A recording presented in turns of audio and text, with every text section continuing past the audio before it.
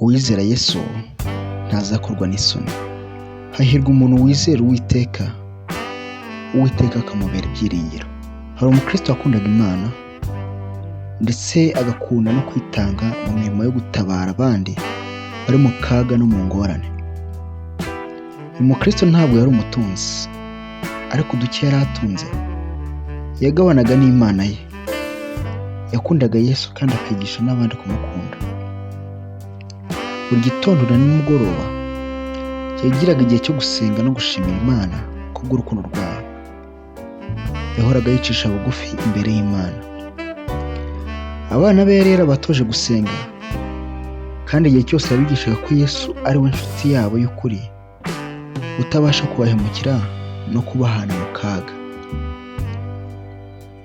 Igihe kimwe uyu mukristo yararwaye, ararwara cyane, baravuza baramusengera ariko biranga, kugeza ubwo inkuru y'akababaro yatashye mu baturanyi ndetse n'abantu yuko uyu muntu w'Imana yitabye Imana. Uyu niwe wari utunze umuryango kubera akazi yakoraga, akahakura udufaranga two kubafasha, nuko ubukene bwugariza abasigaye. Abari inshuti zabo batangira kubacikaho, abana bava mu mashuri kubera kubura amafaranga y'ishuri.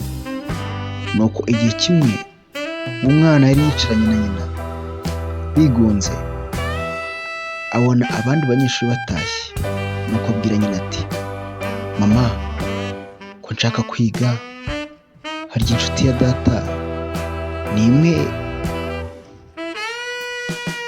harya nabuze inshuti ya data n'imwe yandihira.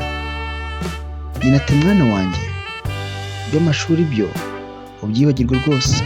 So yarapfuye kandi n'inshuti ye yamurwanagaho yarahombye, ntabwo ducuruza. Ako umwana abwira nyina ati, ndibutse, hari inshuti ya data yahoraga atubwira yitwa Yesu Kristo. Data yambwiye ko ari inshuti y'ukuri kandi idashobora guhana abayo. Inshuti rero ngiye kuyandikira nyisabe amafaranga y'ishuri.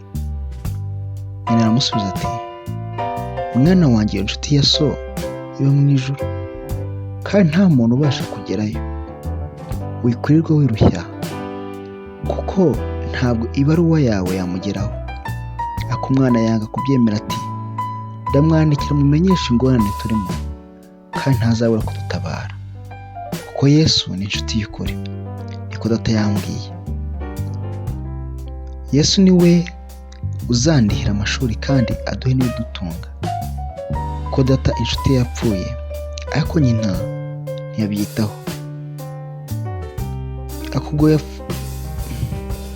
Ariko ubwo yafunguraga Bibiliya ashaka kuyibasomera yo kwihugenza, nyina yasomye aya magambo ati, siga imfubyi zawe nzazirera, n'abapfakazi bawe banyizere. Yeremiya 29:11. Nuko asa nk'ugaruye ibyiringiro. Amen. Nuko umwana ariherera yandikira Yesu ati, ku nshuti ya data, umwami Yesu utuye mu ijuru, ndakumenyesha ko data Byiringiro Eliya, ya nshuti yawe, yarapfuye. Ubu twasigaranye na mama gusa. Mama nta kazi agira, ubukene buratwugarije cyane. Hari ubwo tubwirirwa cyangwa se tukaburara kubera ko udufasha. Kubera iyo mpamvu banyirukanye kera mu ishuri. Imyenda ya mama yamusaziyeho, inshuti zabanaga na data akiriho zose zaradutaye, ndetse n'ubu nkwandikiye tugiye kurara ubusa, nta byo kurya dufite. Data atarapfa yambwiraga ko ari wowe inshuti y'ukuri, wenda kwandikiye musaba kudutabara ukimara kubona iyi baruwa. Ngaho ngusezeyeho, ni njye Uwimana Joseph, umwana w'inshuti yawe Byiringiro Eliya ugutabaza. Umwana yaka umuntu udufaranga two kugura tambure cyangwa rwa rupapuro rwo kujya mu iposita, cyangwa ibahasha yo gushyiramo urupapuro rwo kujya mu iposita, arujyana ku iposita handitsweho ngo kuri Yesu Kristo atuye mu bwami bwo mu ijuru. Aruhereza abakira inzandiko, urusomye wese agaseka, atangazwa nuko ntawe uzarugezaho rujya. Nuko ubwo bose barimo baruteragirana baruvugiraho neza, kuko umwana yari yigendeye, haje kugira umugiraneza Yesu yakora ibikomeye, maze yumvise baseka banegura ibya Yesu kandi bareba ibyanditse kuri iyo baruwa, arabegera arabasanga ngo arebe. Baramwereka baseka. Nuko abonye iyo baruwa imukora ku mutima, basaba ko bayimuha bagira bati, n'ubundi ntawe ari kuzayijyana mu bwami bwo mu ijuru. Nuko arayifungura arayisoma. Uko yakomezaga gusoma niko babonaga amarira amuzenga mu maso. Nuko arangije abaririza aho umwana ari, bamusubiza ko batahazi, ariko kuko yari yashyizeho aho batuye, afata imodoka ye ajya kumushakirayo. Agezeyo bahita bamurangira iwabo. Nuko babona uwo mugabo w'umukire ageze aho iwabo, bamuha agati baricara. Nuko aratangira ati, ibaruwa uyu mwana yanditse yangezeho.